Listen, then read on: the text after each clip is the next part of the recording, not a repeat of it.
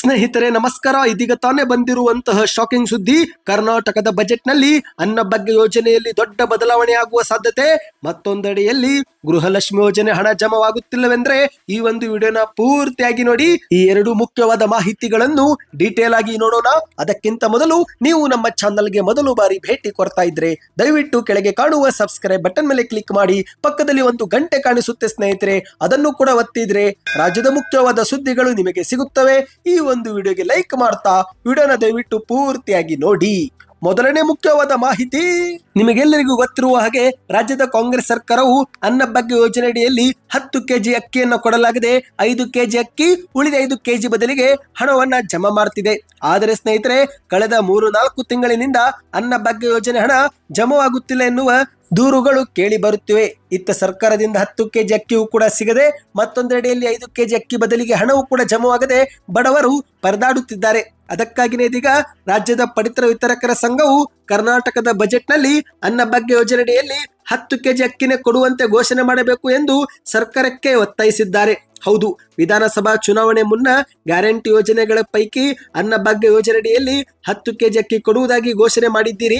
ಹಾಗಾಗಿ ನೀವು ಅಕ್ಕಿಯನ್ನೇ ಕೊಡಿ ಎಂದು ರಾಜ್ಯದ ಪಡಿತರ ವಿತರಕರ ಸಂಘದವರು ರಾಜ್ಯ ಸರ್ಕಾರಕ್ಕೆ ಒತ್ತಾಯಿಸಿದ್ದಾರೆ. ಇಂದು ರಾಜ್ಯದಲ್ಲಿ ಸಾಕಷ್ಟು ಬಿಪಿಎಲ್ ಪಡಿತರ ಚೀಟಿದಾರರು ಹೆಚ್ಚುವರಿ ಪಡಿತರವೇ ನೀಡುವಂತೆ ಕೋರಿದ್ದು, ಹಾಗಾಗಿನೇ ನೀವು ಬಜೆಟ್ ನಲ್ಲಿ 10 ಕೆಜಿ ಅಕ್ಕಿ ಕೊಡುವ ಕುರಿತಂತೆ ಮತ್ತು ಅದರ ಜೊತೆಗೇನೆ ಸಕ್ಕರೆ, ತಾಳೆ ಎಣ್ಣೆ, ಸೋಪು, ಉಪ್ಪು, ಬೇಳೆ ಮತ್ತು ಬೆಲ್ಲ ಸೇರಿದಂತೆ ಇತರೆ ಅಗತ್ಯ ವಸ್ತುಗಳನ್ನು ಕೂಡ ಕಡಿಮೆ ಬೆಲೆಗೆ ನೀಡಬೇಕು ಎಂದು ಸರ್ಕಾರದ ಮುಂದೆ ಒತ್ತಾಯಿಸಿದ್ದಾರೆ.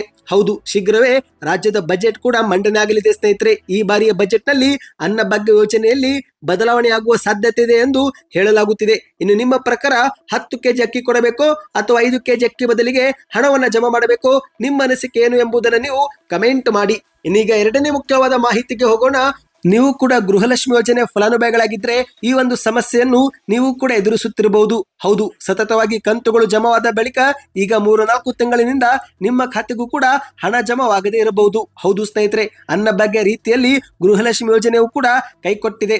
ತಾಂತ್ರಿಕ ಸಮಸ್ಯೆಯಿಂದ ರಾಜ್ಯ ಸರ್ಕಾರದಿಂದ ಹಣಕಾಸು ಇಲಾಖೆಗೆ ಬಿಡುಗಡೆ ಆಗಿರುವ ಹಣವು ಫಲಾನುಭವಿಗಳ ಖಾತೆಗೆ ಜಮಾವಾಗುವುದರಲ್ಲಿ ಸಮಸ್ಯೆ ಎದುರಾಗಿದೆ. ಇದೇ ಒಂದು ವಿಚಾರಕ್ಕೆ ಇದೀಗ ರಾಜ್ಯದಲ್ಲಿ ವ್ಯಾಪಕ ಆಕ್ರೋಶ ವ್ಯಕ್ತವಾಗಿದೆ. ಹೌದು, ಒಟ್ಟು 3 ತಿಂಗಳ ಕಂತು ಇದುವರೆಗೆ ಜಮಾವಾಗಿಲ್ಲ ಎನ್ನುವ ದೂರುಗಳು ಕೇಳಿ ಬರುತ್ತಿವೆ. ಇದೇ ಒಂದು ವಿಚಾರ ಕುರಿತಂತೆ ಗ್ಯಾರಂಟಿ ಯೋಜನೆ ಅನುಷ್ಠಾನ ಸಮಿತಿಯ ಉಪಾಧ್ಯಕ್ಷೆಯಾಗಿರುವ ಪುಷ್ಪಾ ಅಮರನಾಥ್ ಅವರು ಮಾಧ್ಯಮಗಳ ಮುಂದೆ ಭರವಸೆ ಕೊಟ್ಟಿದ್ದಾರೆ. ನಿಮ್ಮ ಖಾತೆಗೆ ಬಾಕಿ ಕಂತು ಜಮವಾಗಿಲ್ಲವೆಂದ್ರೆ ಶೀಘ್ರವೇ ಒಟ್ಟಿಗೆ ಹಣ ಜಮವಾಗುತ್ತೆ ಎಂದು ಮಾಧ್ಯಮಗಳ ಮುಂದೆ ತಿಳಿಸಿದ್ದಾರೆ. ವಿಪಕ್ಷಗಳು ಗೃಹಲಕ್ಷ್ಮಿ ಯೋಜನೆ ಸೇರಿದಂತೆ ಗ್ಯಾರಂಟಿ ಯೋಜನೆಗಳ ಬಗ್ಗೆ ಸುಳ್ಳು ಮಾಹಿತಿ ಹಬ್ಬಿಸುತ್ತಿದ್ದಾರೆ, ಜನರ ದಾರಿ ತಪ್ಪಿಸುತ್ತಿದ್ದಾರೆ. ನಮ್ಮ ಕಾಂಗ್ರೆಸ್ ಗ್ಯಾರಂಟಿ ಯೋಜನೆಗಳು ಯಾವುದೇ ಕಾರಣಕ್ಕೂ ನಿಲ್ಲೋದಿಲ್ಲ.